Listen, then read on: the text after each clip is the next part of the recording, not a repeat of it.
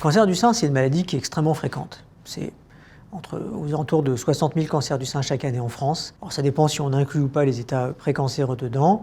Et ça représente encore plus de 10 000 décès chaque année. Donc c'est un vrai problème de santé publique. Et globalement, c'est, si on fait les calculs, une maladie qu'on guérit plutôt bien. En fait, aujourd'hui, chez les patientes qui sont dépistées, on va en guérir largement plus de 90%.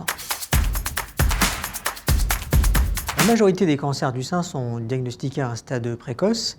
Et plus le temps avance, grâce au dépistage, et puis aussi au fait que les gens soient peut-être un peu plus vigilants, les cancers sont diagnostiqués avec des tailles de plus en plus petites. Ce qui fait que finalement, le pronostic s'améliore dans le temps. L'incidence elle-même, c'est-à-dire le nombre de nouveaux cas chaque année de cancer du sein, a augmenté. Ce qui est intéressant, c'est de voir les progrès en thérapeutique, et c'est vrai que là, on a vraiment fait des bonds en avant.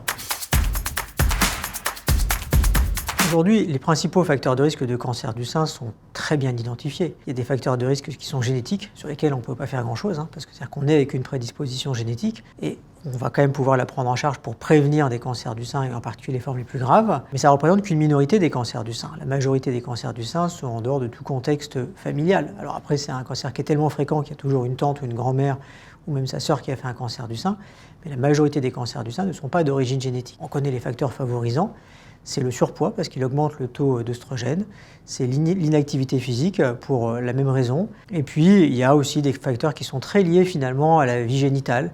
C'est la grossesse tardive, c'est le fait de ne pas avoir d'enfant, c'est la ménopause tardive ou la puberté précoce qui finalement augmente l'imprégnation aux œstrogènes. Puis après il y a des facteurs exogènes, il y en a deux essentiellement, il y a les hormones et puis il y a l'alcool. L'alcool on ne pensait pas mais c'est un facteur prédisposant au cancer du sein.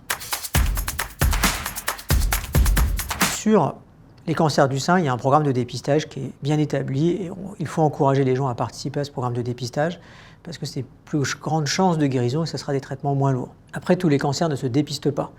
Il y a des cancers qui sont finalement un peu plus actifs ou à des âges qui sont hors dépistage.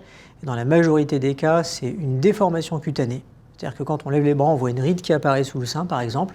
Mais c'est aussi évidemment sentir une masse, mais c'est presque un tout petit peu plus tardif que la ride cutanée. Et puis, il y a l'écoulement par le mamelon ou l'apparition de ganglions. Et donc ça, c'est des signes qui doivent faire amener à consulter. Et même en cas de dépistage réalisé un an auparavant, si ces signes apparaissent, il faut consulter.